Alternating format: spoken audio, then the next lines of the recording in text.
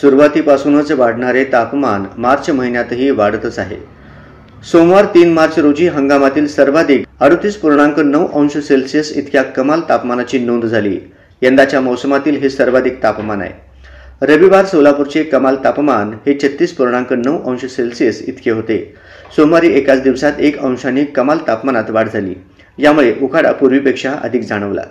सकाळी 10 वाजल्यापासूनच उन्हाचा मार्चच्या तिसऱ्या आठवड्यातच उष्णतेचा कडाका वाढण्याची शक्यता अधिक आहे.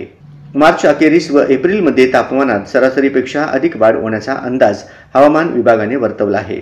त्यामुळे नागरिकांनी शक्यतो उन्हात जाणे टाळावे असा सल्ला डॉक्टरांनी दिला.